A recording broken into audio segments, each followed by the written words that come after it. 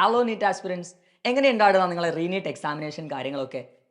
ഫിസിക്സും കെമിസ്ട്രിയും ബയോളജിയും അല്ലേ നമ്മൾ subject comparison ചെയ്യുന്ന സമയത്ത് ഒരുപാട് കുട്ടികളിൽ നിന്ന് മനസ്സിലാക്കിയ കാര്യമാണ്. ബയോളജി നമുക്ക് ഈസി ആയിരുന്നു, പക്ഷെ ഫിസിക്സിലേക്ക് പോകുന്ന സമയത്ത് ഒരുപാട് ലെങ്തി ക്വസ്റ്റ്യൻസ് ആയിരുന്നു ചോദിച്ചിട്ടുണ്ടായിരുന്നു അല്ലേ.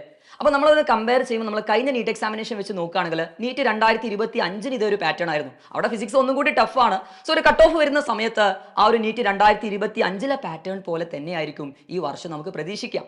ഞാൻ ഈ വീഡിയോയുമായിട്ട് നിങ്ങളുടെ മുന്നിലേക്ക് വന്നിട്ടുള്ളത് എന്താണെന്ന് വെച്ച് കഴിഞ്ഞാൽ, പല മക്കളും ഇതുവരെ ആൻസർ കീ നോക്കാത്ത മക്കളുണ്ടാവാം. അവിടെ നിങ്ങൾ ശ്രദ്ധിക്കേണ്ടത് എന്താണെന്ന് വെച്ച് കഴിഞ്ഞാൽ, നമ്മൾ ഒഫീഷ്യൽ ആൻസർ കീ നമുക്ക് അവൈലബിൾ അല്ല, പക്ഷെ ഒരുപാട് സോഴ്സസ് നമുക്ക് ആൻസർ കീ അല്ല, നമുക്കറിയാം ഒരുപാട് യൂട്യൂബ് പ്ലാറ്റ്ഫോമിലൂടെ നിങ്ങൾക്ക് ആൻസർ കീസ് കാര്യങ്ങളൊക്കെ നിങ്ങൾ നോക്കിയിട്ടുണ്ടാവും. പക്ഷെ നോക്കാത്ത മക്കളുണ്ടെങ്കിൽ എത്രയും പെട്ടെന്ന് അത് നോക്കി അടുത്തൊരു ഡെസിഷൻ എടുക്കേണ്ട സമയമായിട്ടില്ലേ. ആ മിസ്റ്റേക്സ് എന്താണെന്ന് മനസ്സിലാക്കിയാൽ മാത്രമല്ലേ അത് ക്ലിയർ ചെയ്തിട്ട് അടുത്തൊരു സ്റ്റെപ്പിലേക്ക് നമുക്ക് മുന്നോട്ടേക്ക് പോകാൻ പറ്റൂ. പല മക്കളും വിളിച്ച് ചോദിച്ചിട്ടുണ്ട്, നമ്മുടെ സൈലത്തിൽ ഫ്രീ ആയിട്ട് റിപ്പീറ്റ് ചെയ്യാൻ അല്ലെങ്കിൽ റിപ്പീറ്റ് ചെയ്യാനുള്ള ഓപ്ഷൻ ഉണ്ടോ എന്നുള്ള കാര്യം. അതിനുള്ള ഉത്തരം യെസ് നാടാ. അതായത് നിങ്ങൾക്ക് റീനീറ്റ് 2026 എക്സാമിനേഷനിൽ നിങ്ങൾക്ക് ഒഫീഷ്യലി നിങ്ങൾക്ക് സ്കോർ കാർഡ് കിട്ടിയിട്ട് 525 മുകളിൽ മാർക്ക് ഉണ്ടെങ്കിൽ നിങ്ങൾക്ക് സൈലത്തിൽ ഫ്രീ ആയിട്ട് പഠിക്കാം. നമ്മുടെ സൈലം ഓൺലൈൻ ബാച്ചിൽ ധീര എന്ന് പറഞ്ഞ ബാച്ചിൽ നിങ്ങൾക്ക് ഒരു കോഴ്സ് ഫീയും ഇല്ലാതെ അതുപോലെ ഒരു മെറ്റീരിയൽ ഫീയും ഇല്ലാതെ നിങ്ങൾക്ക് പഠിക്കാം.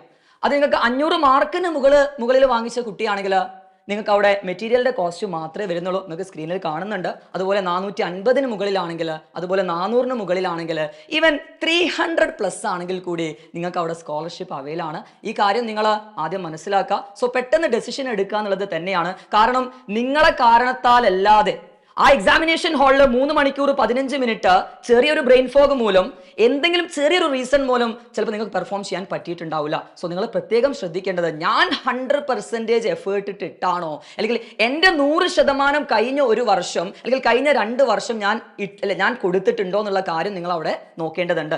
100% എഫേർട്ട് ഇട്ടിട്ടും എനിക്ക് 300 സ്കോറിലേക്ക് എത്താൻ പറ്റിയിട്ടുള്ളൂ, അങ്ങനെയാണെങ്കിൽ നമ്മൾ മറ്റൊരു തീരുമാനമായിട്ട് മുന്നോട്ടേക്ക് പോകേണ്ടി വരും. ഇനി അതല്ല, എനിക്ക് മുഴുവൻ പഠിക്കാനുള്ളൊരു സമയം ഉണ്ടായിരുന്നില്ല, അല്ലെങ്കിൽ ഞാൻ എക്സാമിനേഷൻ എഴുതിയ നമ്പേഴ്സ് കുറവായിരുന്നു, ഇങ്ങനെയുള്ള ചെറിയ റീസൺസ് ആണ് നിങ്ങളുടെ മുന്നിൽ ഉണ്ടെങ്കിൽ നിങ്ങൾ അടുത്തൊരു സ്റ്റെപ്പ് അല്ലെങ്കിൽ അടുത്തൊരു ഡെസിഷൻ നീറ്റ് 2027 ചിന്തിക്കേണ്ട സമയവുമായിട്ടുണ്ട്. സോ പെട്ടെന്ന് നിങ്ങൾ തീരുമാനം എടുക്കുക, നമ്മളെ ബാച്ചിന്റെ ഭാഗമാവാം. സോ അവിടെ നിങ്ങൾക്ക് ലഭിക്കുന്നത് എക്സ്പീരിയൻസ്ഡ് ഫാക്കൽറ്റീസ് ആണ്, പേഴ്സണൽ മെന്റർഷിപ്പ് ആണ്.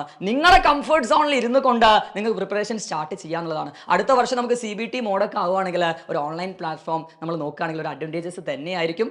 സോ മാക്സിമം നിങ്ങൾ ഇനി കൂടുതൽ കാര്യങ്ങൾ നിങ്ങൾക്ക് അറിയണമെങ്കിൽ നിങ്ങൾ താഴെയുള്ള നമ്പറിൽ കാര്യങ്ങളൊക്കെ കോൺടാക്ട് ചെയ്യാം. നിങ്ങൾക്ക് ആപ്പ് ഡൗൺലോഡ് ചെയ്തിട്ട് അത് എക്സ്പീരിയൻസ് ചെയ്യാനുള്ള അവസരങ്ങൾ കാര്യങ്ങളൊക്കെ ഉണ്ട് മക്കൾസ്. ഓക്കെ, സോ നമുക്ക് മറ്റൊരു വീഡിയോയുമായിട്ട് കാണാം. Okay, all the best, by.